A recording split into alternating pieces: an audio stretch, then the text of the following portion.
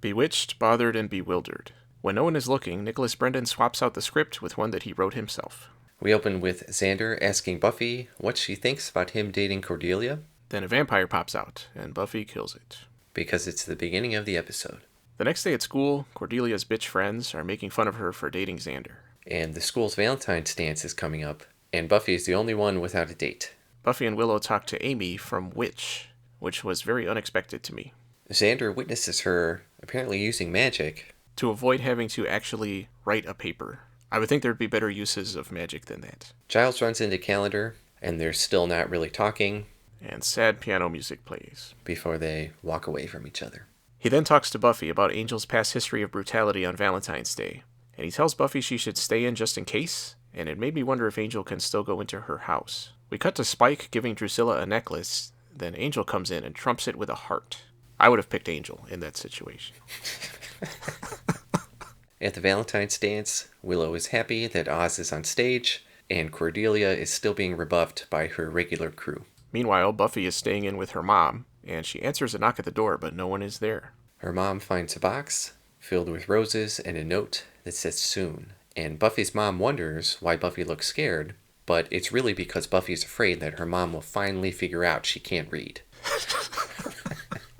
Back at the Bronze, Xander gives Cordelia a necklace, but she says she wants to break up. He flips out a little bit, but thankfully it's not as bad as when Buffy rejected him last season. And the next day at school, I really liked the first interaction that he had with another student. Dude, way to get dumped.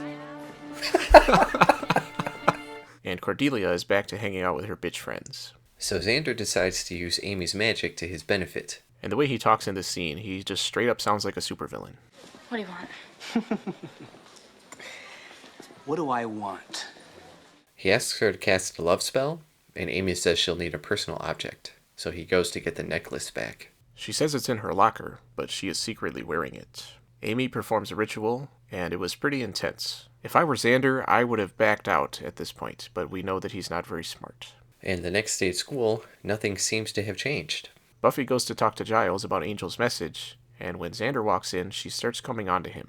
Then Amy comes in and tells Xander that the spell didn't work out, but then she tells him that she wants to hang out, right before another girl comes in and says the same thing. Xander runs home, only to find Willow waiting in his bed, and he has a hard time keeping her off of him. And the next day at school, Cordelia is shunned again for hurting Xander. When Xander walks in, everyone stares at him, and it reminded me of The Pack. Except this time I thought it was actually funny. He goes to confess to Giles. And Miss Calendar comes in to verify his claims that he seems to be irresistible to women. Giles tells him to stay in the library, and they steal a joke from Abbott and Costello Meet Frankenstein when Xander tries to block the doors. And I thought the music here was a good mix of zany and horror at the same time. Wow, I can't remember the last time I heard someone say the word zany in real life. Yeah, well, it's a 90s show, so. Buffy walks in and goes into full seduction mode before being confronted by Amy, who uses magic to turn Buffy into a rat. And I thought it was funny that the one article of clothing she decides to wear is a raincoat, that ultimate icon of sexuality. Well, I think it's just because it was so short. I mean, I thought it was like a robe at first or something, but it's a raincoat. Okay. And it's black. Okay. So what? I don't know, I just thought it was funny. What if it was blue? Would you be pointing out it was blue? No, I feel like that would be more normal. I feel like a black raincoat. It's just a little bit weird to be like, hey, look at how hot I am. I'm wearing a black raincoat. Okay. I don't know. Giles figures out that Amy must have incorrectly performed the spell, and instead of only affecting Cordelia, she is the only one immune. And all the rest of the girls are starting to become unhinged and violent over their obsession. Oz comes in and confronts Xander about his encounter with Willow the night before. And Giles tells Xander to go home while the others try to catch Buffy and reverse the spells. When he walks out, he sees Cordelia getting attacked and tries to help, but when they go outside, there's a whole crowd of girls fronted by Willow with an axe.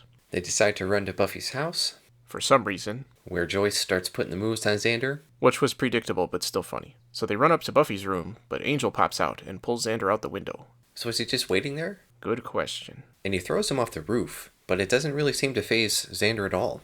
Angel is about to bite him when Drusilla knocks him away. It turns out she's under the spell too, which I did not expect, and I thought it was a good development, even though it didn't end up going anywhere. And when Angel slinks away, I thought it was kind of goofy. The mob of girls arrives, So they end up running to the basement, and I thought it was funny that Xander's putting up boards to stop a door that opens in the opposite direction. And when Drusilla tries to go in, she can't enter. So can Angel still go in? He doesn't try. I mean, he pulled Xander out of the window. Does that count as him going in, or I don't know. Is that why Angel was waiting outside the window instead of going into the house? You always have an answer for everything. Give me an answer. Yeah, I do have an answer. I don't really care. I knew that's what it was going to be. Down in the basement, Cordelia finally figures out that the spell was meant for her. Oz is still searching for Buffy, while Amy and Giles are reversing the spell. And they manage to turn Buffy back into a human. Back at Buffy's house, the crowd of women are about to kill Xander because he won't give in to their wishes. But Giles and Amy manage to reverse that spell apparently seconds after the first one, which was impressive. Well, it's all in the prep work. Cordelia passes off the entire thing as a scavenger hunt, which seemed dumb. And we cut to the next day, where Xander says everything is back to normal, except that Willow is mad at him. And apparently everyone remembers everything, but they don't really address it. Well, I like the fact that she at least mentioned that her mom seems to be repressing what happened. For this episode, I didn't think it was a bad resolution. But I did think about the fact that multiple doors in Buffy's house were destroyed. Also, Drusilla was outside the house. Did she leave before the spell ended? If not, did she kill everyone once they started coming back outside? If she did leave, would she have noticed her feelings change and then come back to do whatever she was planning on before? She is crazy, I guess, so I don't know. Maybe she just left. And to finish, Cordelia finally stands up to her shitty friends and goes back to dating Xander. Because she is touched that he cast a spell specifically for her. Bewitched, bothered, and bewildered. Overall, I thought this episode played well to Xander's character type. It was goofy and dumb, but Xander is goofy and dumb. Playing to a character's strengths is a good idea, even if you don't like that character, and I enjoyed this episode for that reason. The humor worked for the most part, although it does fall into the trap the show has where things don't really get explained by the end, but we just move on anyway.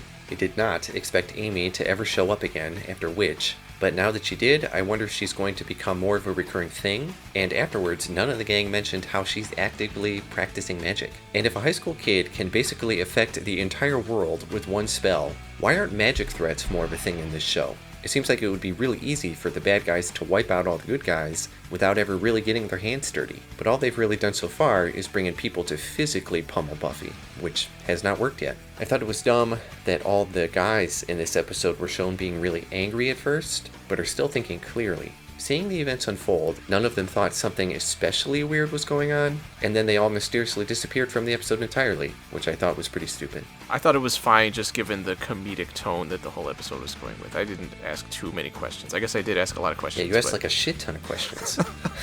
But not that one.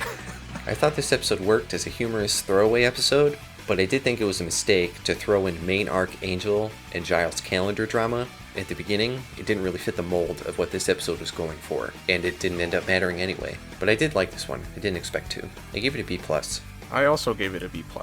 I really enjoyed this episode. I thought the jokes were funny, none of the characters made me want to kill them, and Xander's moping at the beginning made sense and wasn't over the top, surprisingly. The biggest surprise to me was that this was a character episode focused on Xander and it didn't suck.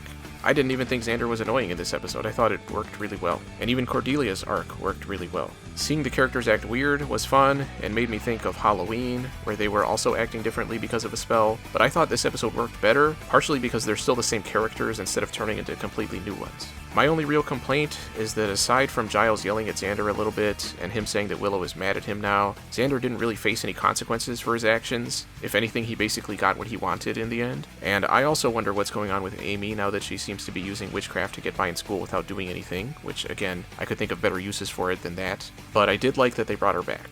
And overall, I would say this was probably my favorite episode of the season so far, which is surprising.